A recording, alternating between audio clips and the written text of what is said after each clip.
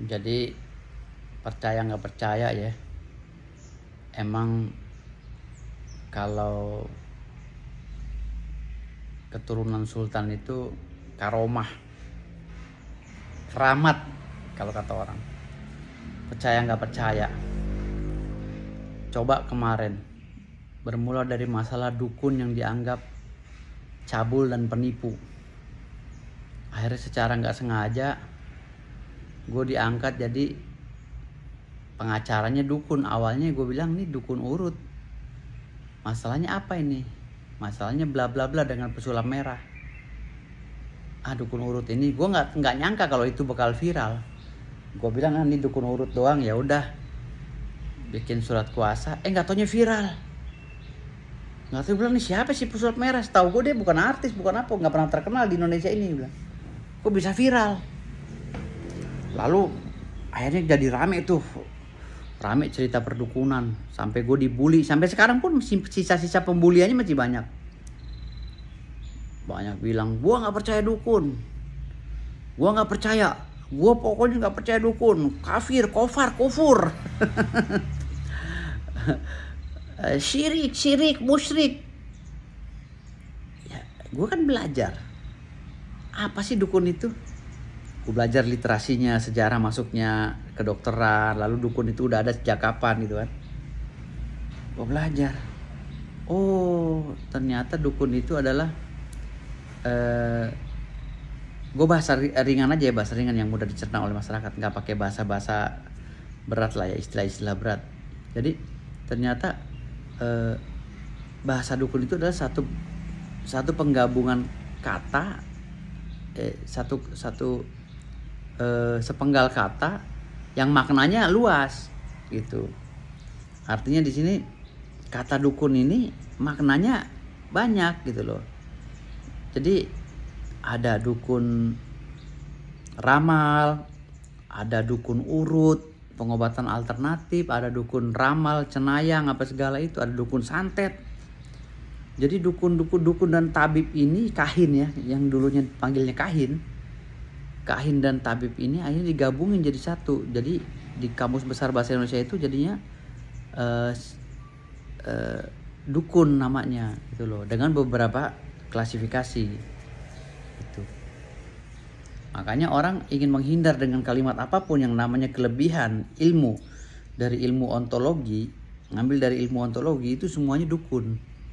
Kelebihan yang mengambil dari ilmu ontologi itu namanya dukun. Nah, sementara yang digaung-gaungkan sama si Dr. Richard Lee sama si pesulap merah ini kan, gue nggak percaya kesaktian dukun, apa segala dukun itu penipu apa.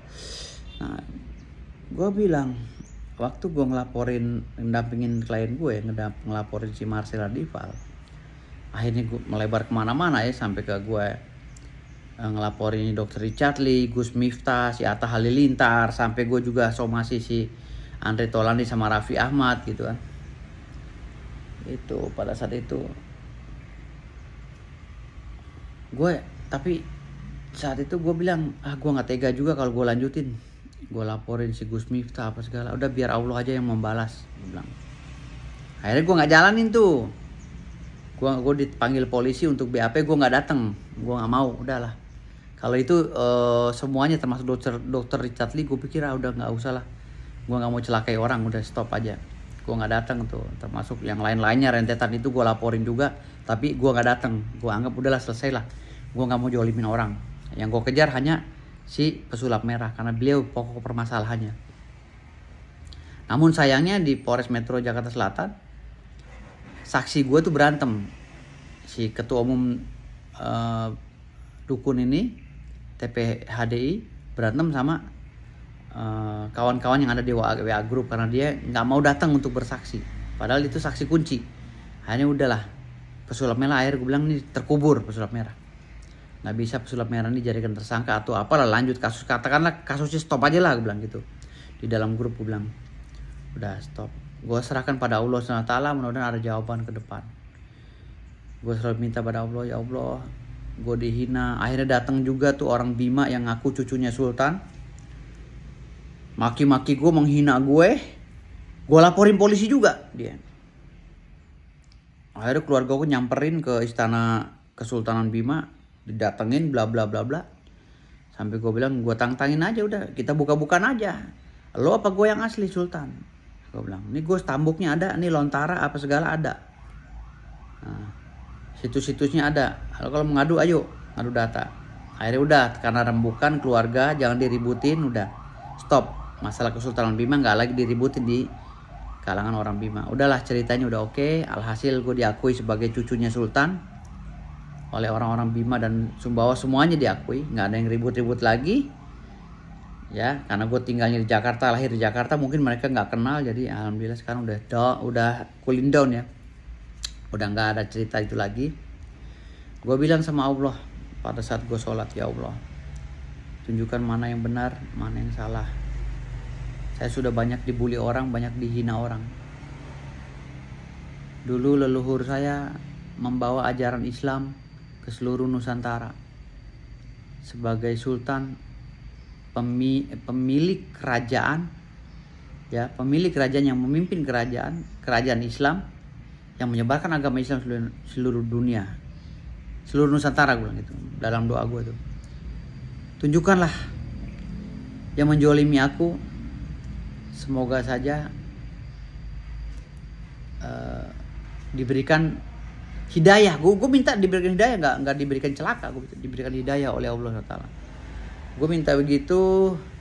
Gue sholat, setiap sholat gue minta.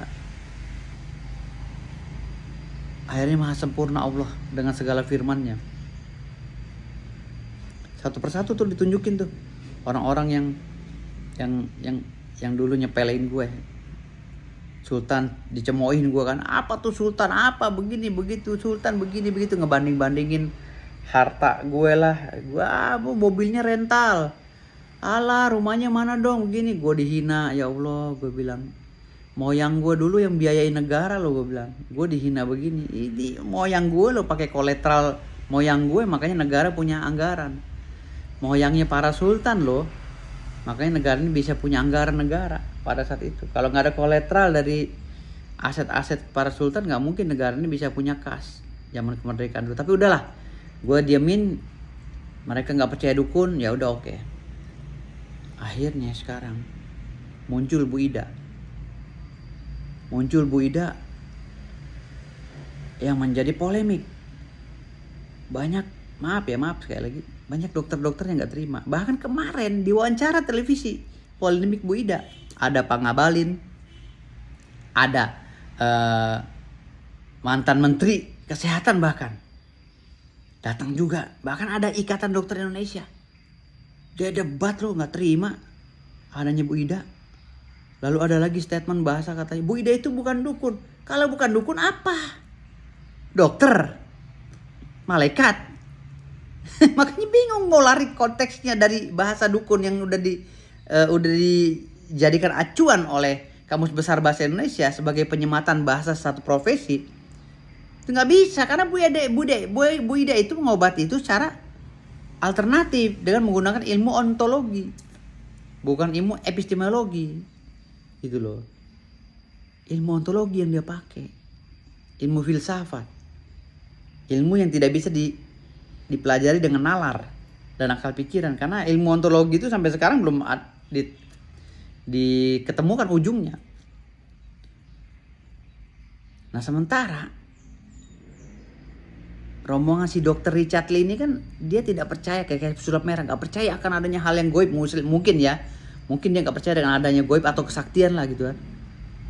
Dia berarti orang-orang yang berdasarkan sains, masuk kategori ilmu epistemologi.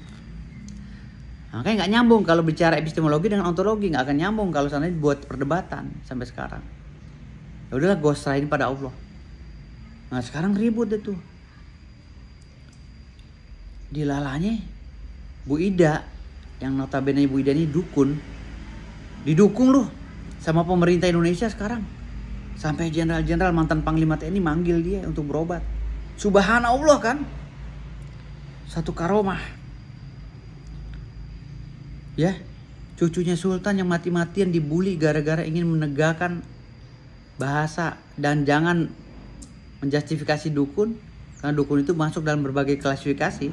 Hari ini dukun yang namanya Bu Ida Dayak diperebutkan oleh masyarakat untuk berobat padanya. Sehingga dokter pun menjadi was-was dengan pengobatan yang signifikan, luar biasa.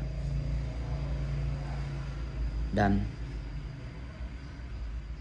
yang berita yang menghebohkan lagi, ya, ada beberapa artis dilaporin karena pencucian uang.